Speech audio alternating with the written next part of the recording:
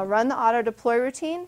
We've emptied our bottle and serviced the sampler, and now we are ready to connect to the VSC100, the controller here on top, with our computer and finish the configuration. We're going to do this by taking the cap off and connecting the USB cable that came with the sampler.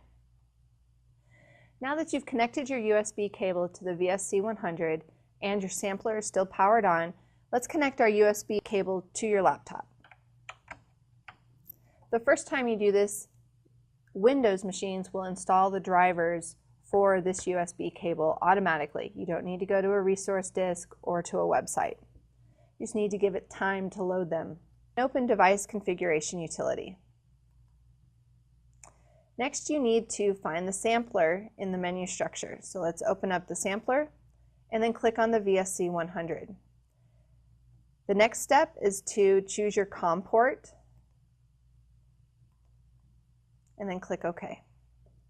Finally, we're going to connect to the sampler. So click Connect and OK.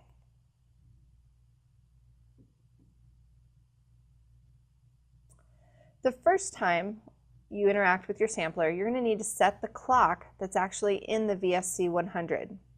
So let's click on the Clock tab up here at the top and say Set Clock. If you are running in time-based control for the sampler, setting the clock is a very important step.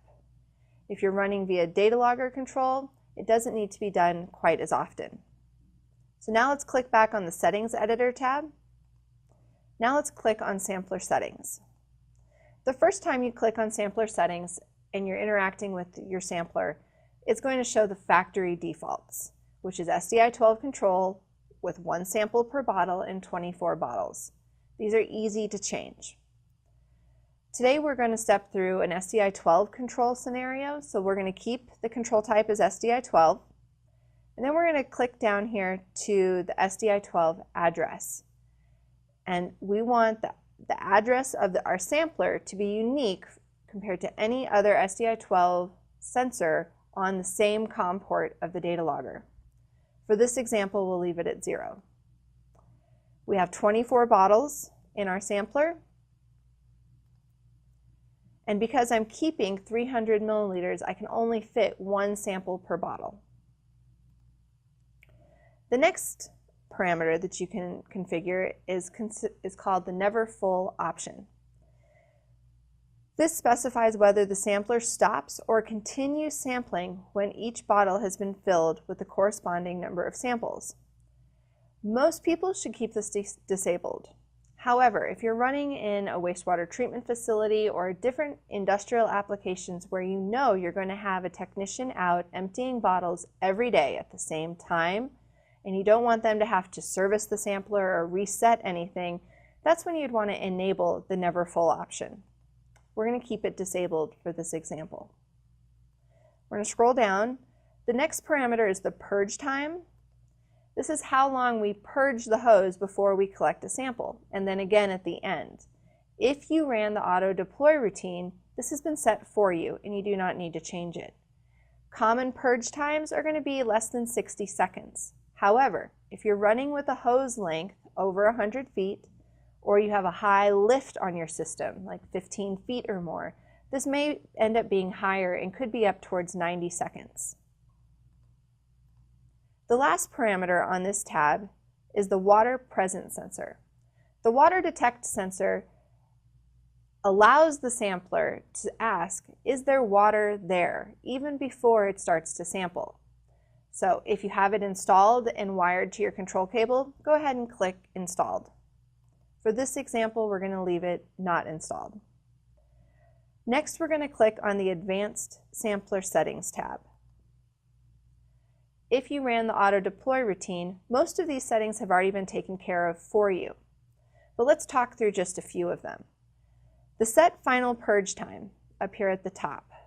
The default is the final purge time equals the initial purge time. Or if for some reason you want to configure that final purge time, this is where you enable that. Click here and actually put a number in. For this example, we're going to leave it as the default with the final purge time equaling our initial purge time.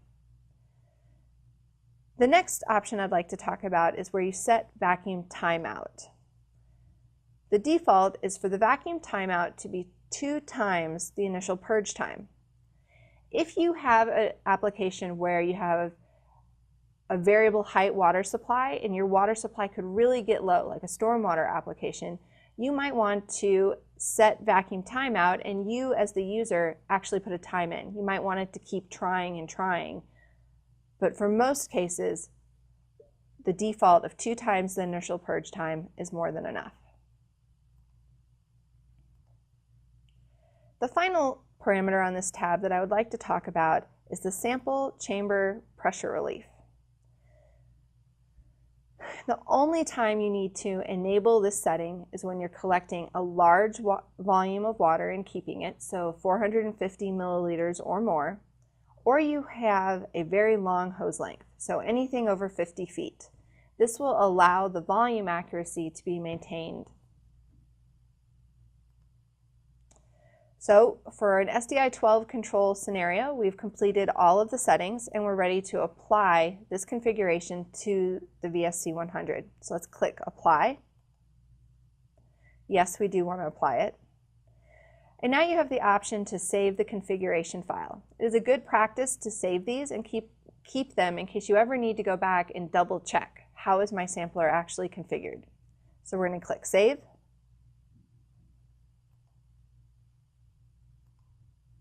And then OK. Your sampler is now configured, and the next step will be connecting the control cable between the sampler and the data logger.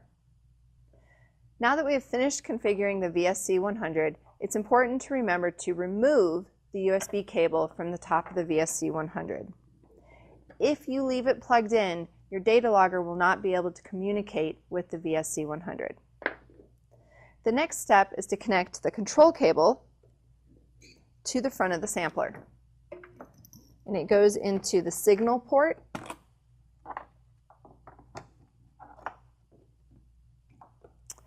Now for the PBS 5120, all control types are taken care of from the same control cable. So you look through the label on the end to find out which wires you need to wire into your data logger based on your control type. For this example, we're doing SDI-12. So we need the green wire and a ground wire. So here I have a CR1000. My program has already been loaded into the data logger and it's got a power supply. Now we want to connect the green SDI-12 wire to terminal C1.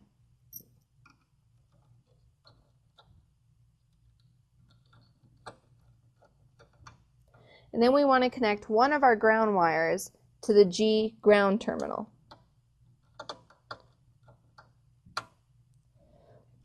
Once those are screwed in tight, you are ready to go. Thanks, Barb.